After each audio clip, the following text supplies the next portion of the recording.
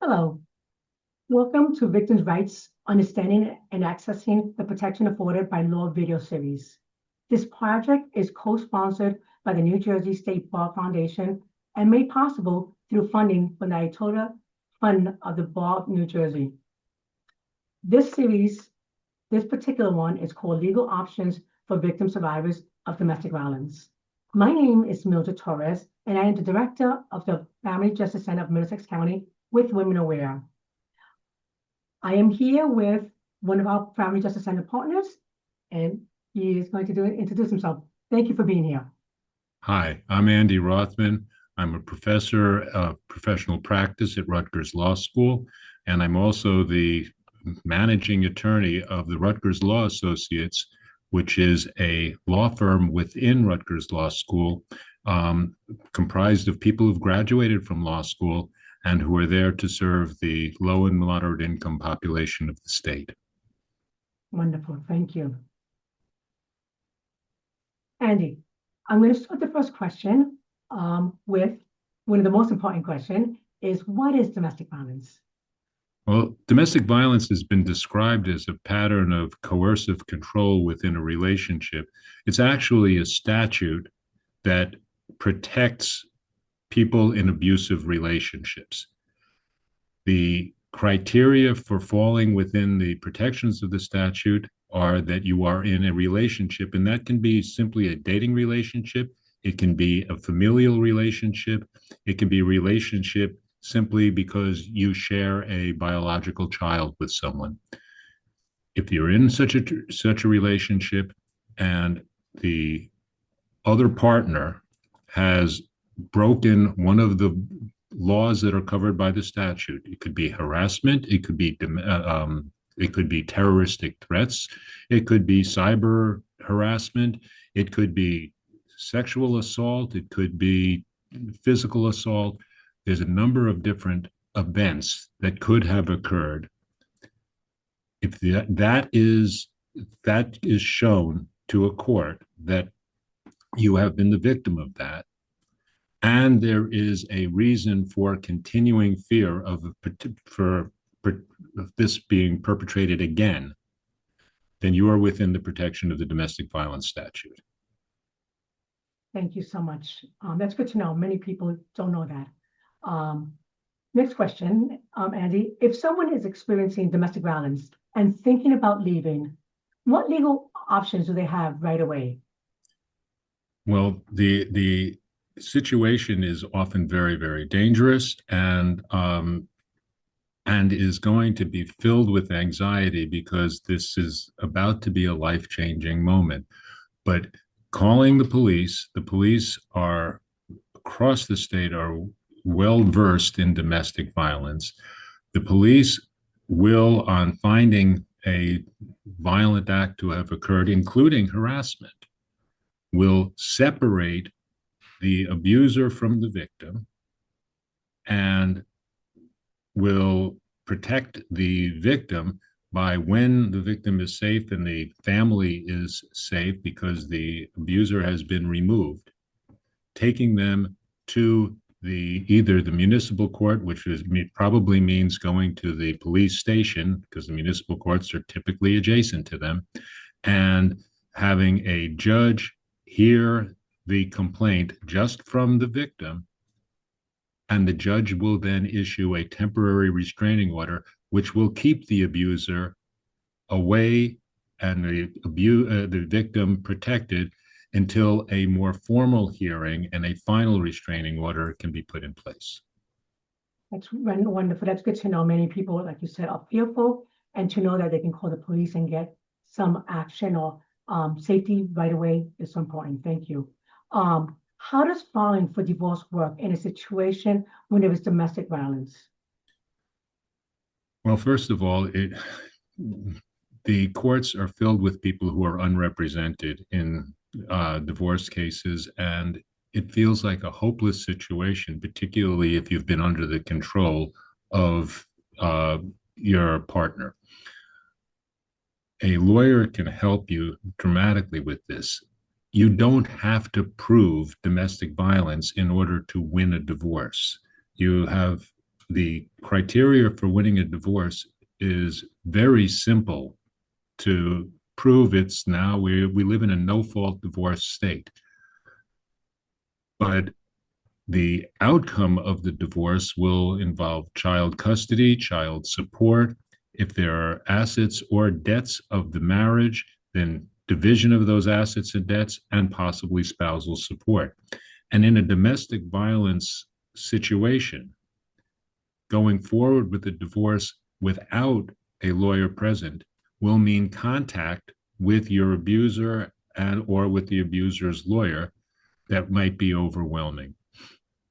Divorce, though, in domestic violence cases is really no different from divorces in any other cases. That's good to know. If someone with children wants to leave, what are their legal options? First off, victims of domestic violence should understand that they don't have to leave. If they call the police, if they get the police will separate the abuser from the abused, taking the abuser away at the initial stage. If a temporary restraining order is then that afternoon or evening obtained from the court, the abused can stay with the children in the home. It's the abuser who is required to stay away and stay far away. And if the abuser was the person who was paying the rent or paying the mortgage, that obligation doesn't go away just because they've been removed from the home. So the answer to your question is, the first option is, do they want to leave? Does the victim want to leave, or does the victim want to stay until this can all be sorted out in a court and a final restraining order later? If they want to leave, if they're victims of domestic violence, there are places like, Mildred, you know this, places like what you do that might be able to find them temporary emergency housing, might be able to provide them what they almost certainly will need, which is social services and counseling. The costs of those are covered typically by agencies like yours, or possibly from the Victims of Crime Compensation Office, including the costs that would be associated with having a lawyer to protect them. But there are many resources available for leaving and leaving with the children, if that's what is the best in the best interests of both the victim and the children.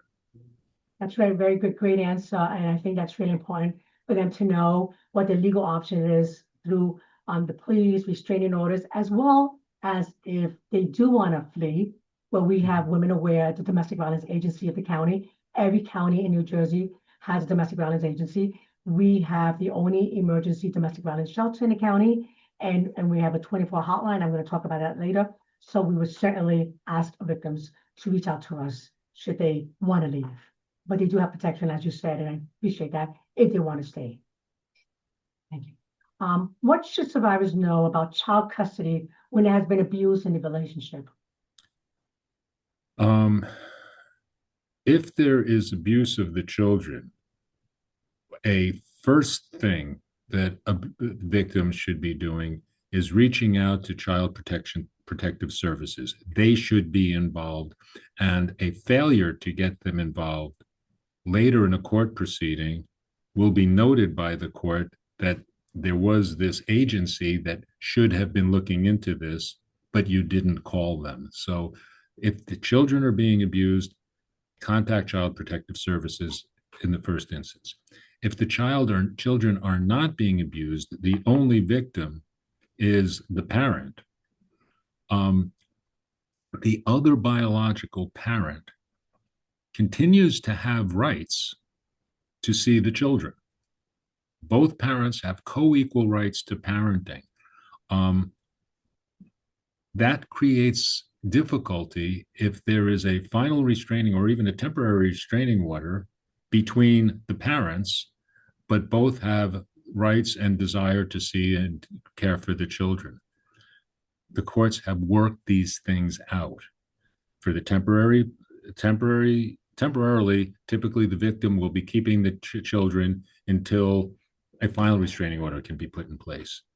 Communications between the parents, there is technology that exists that will protect the victim from the abusive communication with the other parent who has to make arrangements for pickup and drop off.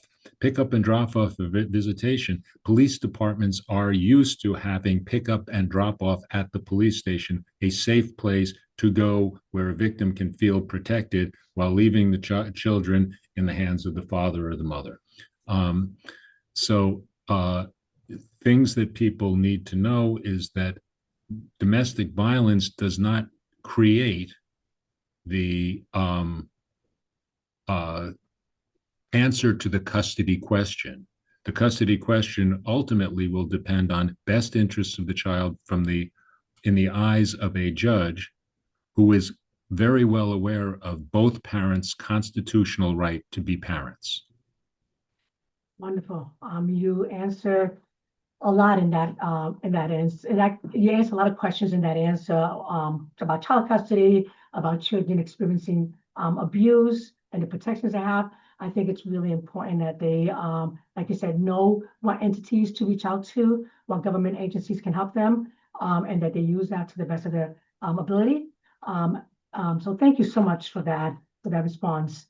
What are the options if you do not want to go through the legal system? If a victim is experiencing domestic violence, but she's hesitant for different reasons, and we know that because you've worked with victims, I've worked with victims that do not want to go to the legal system, what would you recommend or suggest? Well, the problem with not going through the legal system is that people who are already victims are suffering at the hands of somebody who is an abuser, who is, by very nature of being an abuser, almost by definition, not going to be somebody that you can work things out with. You need some kind of an enforcement tool. Now, you can enter into an agreement. Okay, this is what we're going to do. And it can have all the strength of a contract, but contracts can be breached. I have to say that if you are being abused, your best course of action is to go to the court system. And you should not feel threatened if you're undocumented. This is a state where you don't have to worry about going to family court being undocumented. You will be protected. You don't have to worry if you have a criminal background going into court. These courts the domestic violence courts are focused on the issue of safety for the victims. And these other issues that you might be afraid are going to come up, that's why you get a lawyer. A lawyer will tell the lawyer everything, so the lawyer can walk you through the situation. There are other options. There are safety plans. There are things that your office, Mildred, your office provides social services, counseling, housing where needed, and avoiding the legal system altogether. But if you need to have it enforced, ultimately, whatever the plan is that the other side is engaged in, then there is no better option than going to court and getting an order from the court. That's wonderful to know, and I agree with you. There's a few in between. There's only a few that don't want to go through the legal system for different reasons. But sometimes when they're educated or know the information, they will change their mind. Right? Once we meet the advocates, meet with them. But thank you so much for encouraging them to go through the legal system. And I also want to inform the public that we have partners like Andy's Rutgers Law Associates that will help you through your time of need for legal representation, legal consultation. I'm going to put this information at the end. So again, you're not alone. You're not doing this by yourself. Thank you, Andy. Mildred, can we go back to one thing that I didn't absolutely answer? When I was talking about the children being abused, I didn't present what legal options, other than going to DCPP or the Child Protective Services, that are available. Children, people under 18, do not fall within the domestic violence statute. A child cannot seek a final restraining order against an abusive mother or father or whatever. But there are other legal options for the child, depending on how they are being abused. Certainly, the first place to go is Child Protective Services. But then again, speak to a lawyer, because there are other statutes that have the child victim and their protection as the primary focus. Good. Thank you for adding that. That's really important.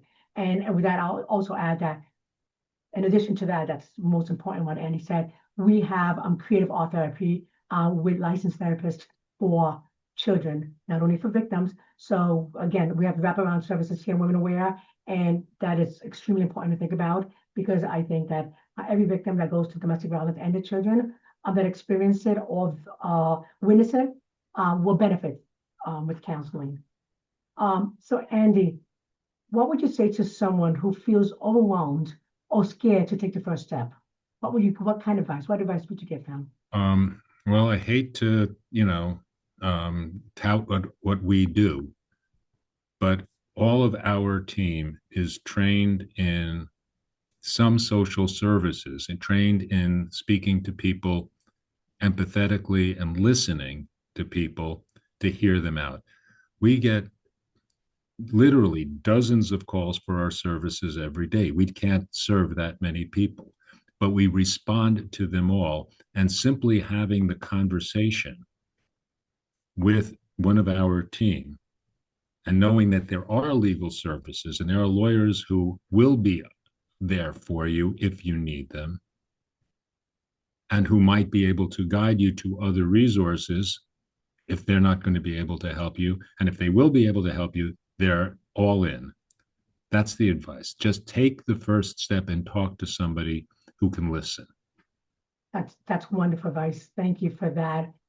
And with that, we're going to be wrapping up. I am going to be providing resources of domestic violence for domestic violence victims and survivors. I'm going to put it on the screen so you can all look at them and see. Just a moment.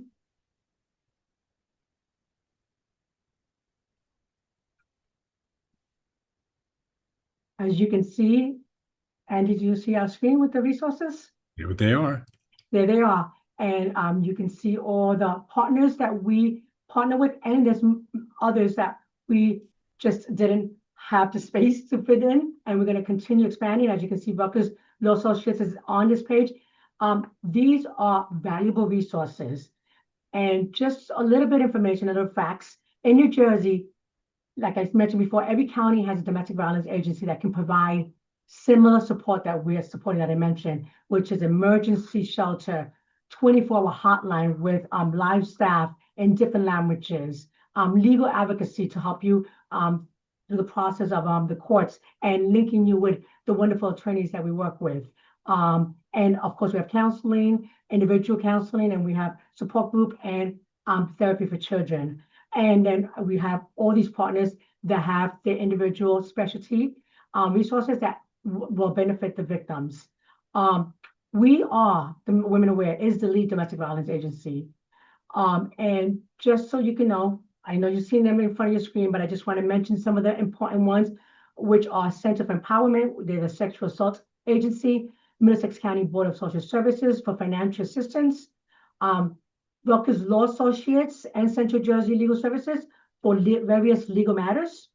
And as Andy mentioned before, the New Jersey Victim of Crime Compensation Office, which help victims recover from effects of qualifying crimes by providing financial assistance to victims and their families. And as you can see, many other resources. I want to thank you so very much, Andy. Okay, can I just make one little shout out? Absolutely.